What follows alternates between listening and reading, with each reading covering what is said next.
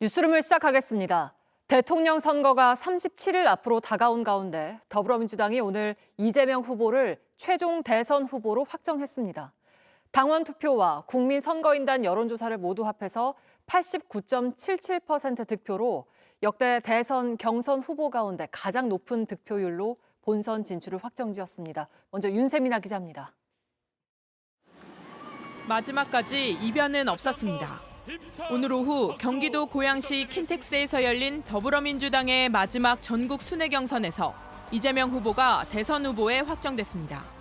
지난주 충청과 영남, 어제 호남에 이어 오늘 수도권 강원 제주 경선에서도 독주를 이어가며 쐐기를 박았습니다.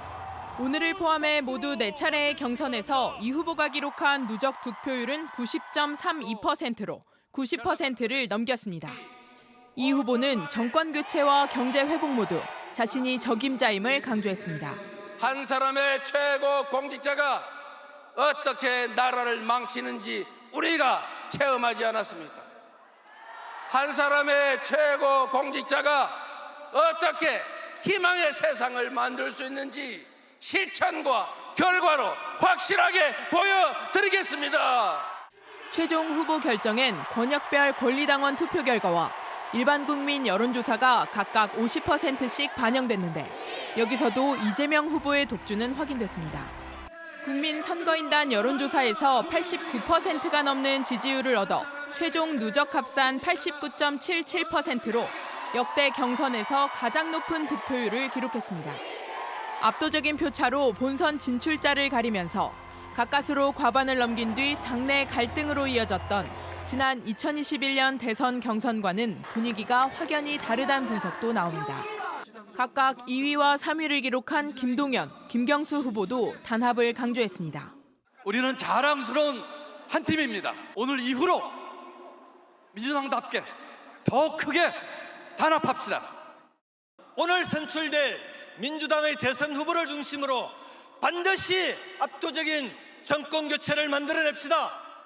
이 후보는 최종 후보 수락 연설에서 이번 대선은 통합과 분열의 대결이라면서 정권 교체 뒤 국민 통합을 제1과제로 두고 책임을 다하겠다고 강조했습니다.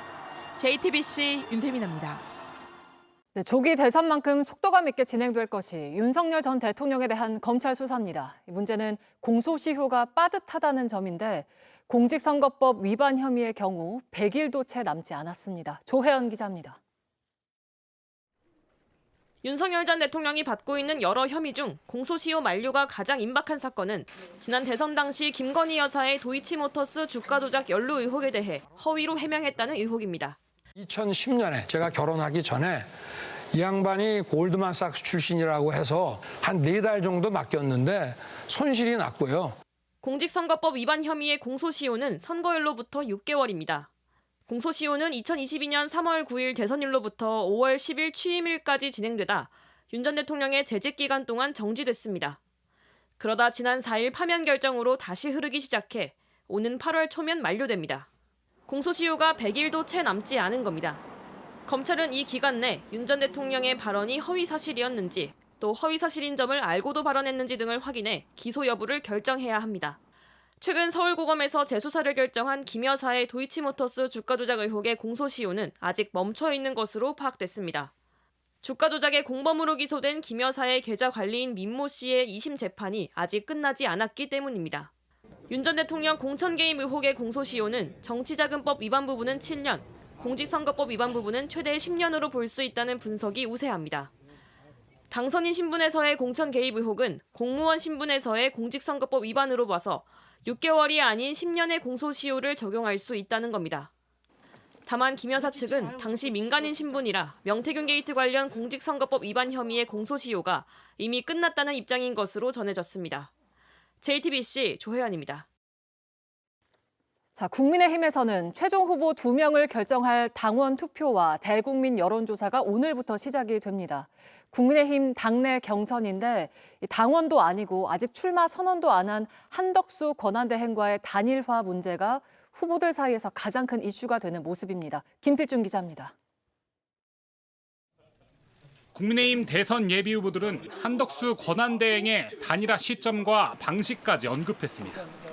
단일화를 주장한 후보로서 제가 즉시 찾아뵙고 신속하고 공정한 단일화를 성사시킬 것입니다. 그동안 한대행의 출마가 바람직하지 않다던 안철수 후보도 가능성을 열어뒀습니다. 그렇지만 또 정치라는 것은 또 개인의 결심 아니겠습니까? 결국은 우리 당 최종 후보와 함께 경선을 통해서 홍준표 후보는 자신의 소셜미디어에 한대행과 토론 2번 하고 원샷 국민 경선을 하겠다고 밝혔고, 어제 한대행의 차출론을 긍정적으로 평가하던 한동훈 후보는 단일화 방식까지 언급되자 한 걸음 물러났습니다. 근데 무슨 단일화 얘기를 지금 하는지 모르겠어요.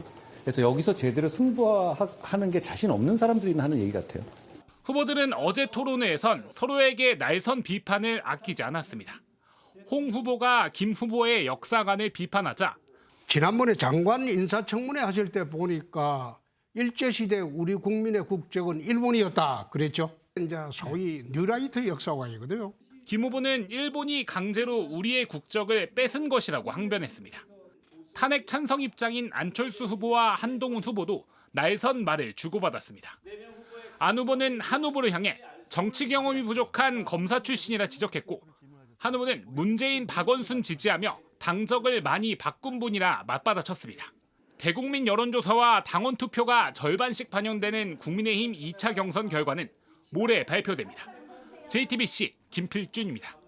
해킹 사태 이후 SK텔레콤이 유심 무상 교체를 약속했지만 시행일 전부터 대리점에서 유심 재고가 부족한 상황이 이어지고 있습니다. 정부 기관의 현장 조사가 늦었다는 지적까지 나오는 가운데 한덕수 권한대행은 관련 부처에 국민 불편 해소에 전력을 다할 것을 지시했습니다. 이상화 기자입니다. 마포구의 한 SK텔레콤 대리점. 사람들이 유심을 교체하러 줄을 섰습니다. SK텔레콤이 무상 교체해주겠다고 한 날은 내일부터지만 평일 시간을 내기 힘든 직장인들은 일요일 문을 연 대리점을 찾았습니다. 직장 다니는 중이라 시간이 안 돼서 일요일날 인증되는 거거든요, 찾아서. 근데 지금 유심도 없는 상태고 제가 또 직장 때문에 뭐 평일에 나와 있을 수도 없는 상태고 그래서 지금 난감하네요. 하지만 유심이 남아있는 곳을 찾아보기 힘듭니다. 유심 무료 교체 대상자가 2,500만 명이 넘어 일부 대리점에서는 내일 유심 교체를 위한 오픈런까지 예상됩니다. 한 대리점은 유심 170장이 들어왔는데 다 나갔고 내일 50장이 들어오는데 선착순으로 나가게 될 것 같다고 밝혔습니다. 가능한 빨리 들어오는 대로 해야 되는데 일단 지금 물량이 없다고 하니까 물량 있는 데를 찾아야 바꿀 수 있을 것 같아서 기다리고 있어요. 안전장치로 거론되는 명의도용 방지 서비스는 이용자가 몰리며 제대로 접속이 되지 않고 있습니다. 한덕수 권한대행은 과기부의 유심 보호 서비스 가입과 유심 교체 조치의 적정성을 면밀히 검토해달라고 지시했습니다. 해킹 사고 당시 정부기관 대처에 대해서도 의문이 커지고 있습니다.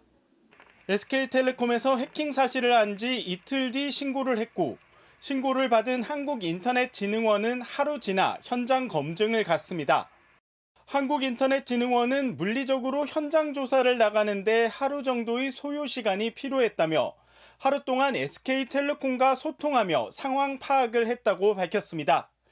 JTBC 이상화입니다.